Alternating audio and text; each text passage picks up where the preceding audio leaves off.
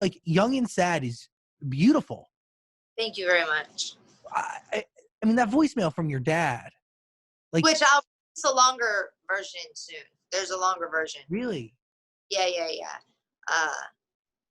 Yeah, it's soon, but to hear You Ain't Alone, like that is yeah.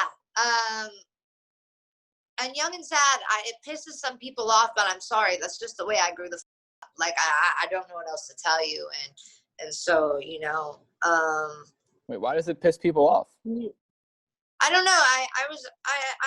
I think some people I just there were bad sides to growing up as Miley Cyrus's little sister, and not because of Miley.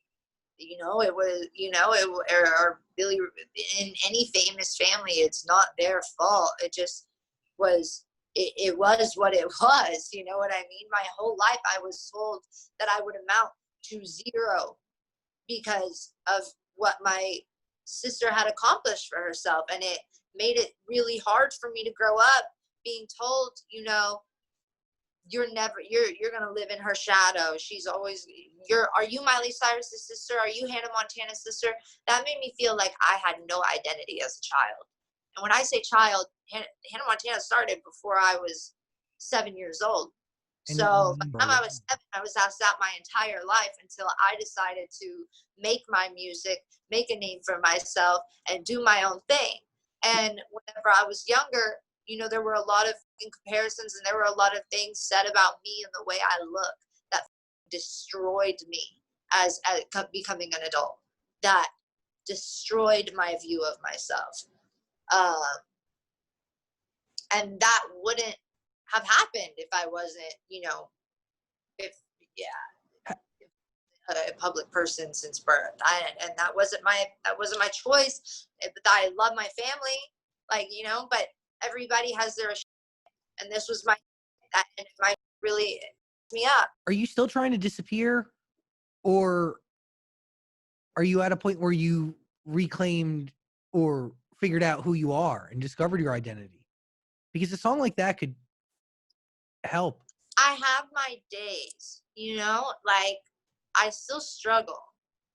But no, because the point of this EP is that there's a side of hope to everything. And I don't want to be held captive by my thoughts and held captive by the things that have traumatized me since I was a kid and made me hate myself. I won't be held captive by that. I will work hard to get past that and move forward.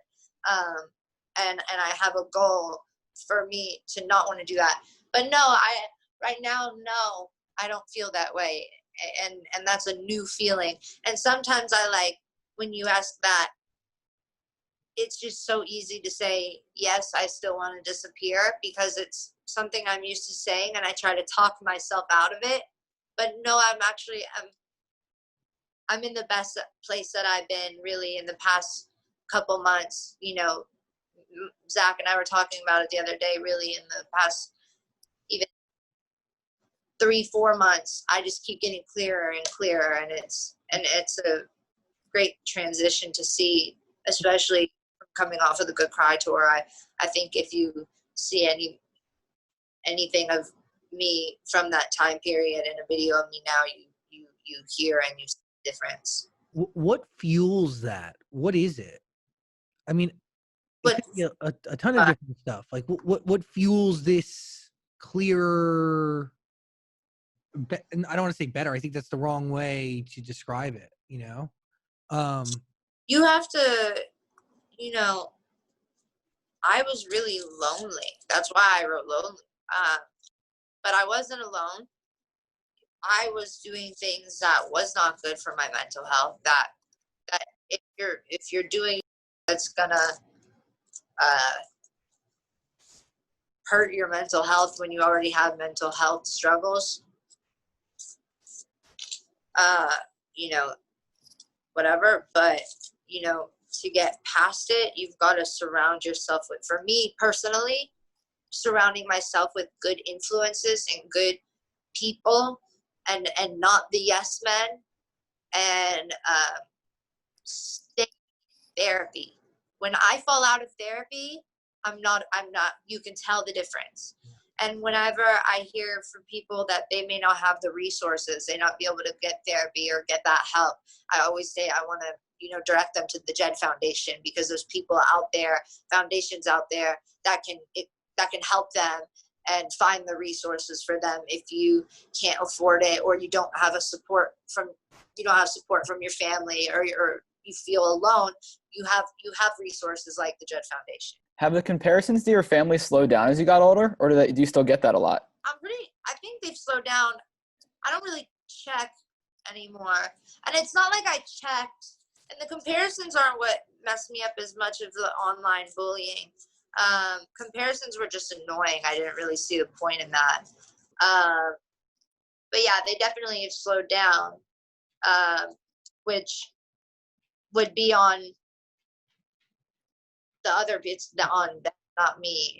If you're still comparing me to like my family member, because like I'm clearly my own person, and I'm this grown, like, I mean, I'm this, but I'm like this woman that like makes her own music and successfully. So like, you have to, like, it's just out of respect for me, and it should have been out of respect for me since I was a kid, just to call me by my name. That's the only thing I ask.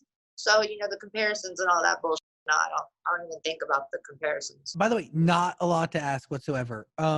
Yeah, well, I was going to ask, do you think you're getting the recognition you deserve now? I think people are listening to me, and I don't go about it as the recognition I deserve, but I'm happy that people are listening to me and seeing me for the artist that I truly am, and know that I have the voice that I have, and I write the music that I write because it's important to me, and that I write about something important. And I think that does make a difference.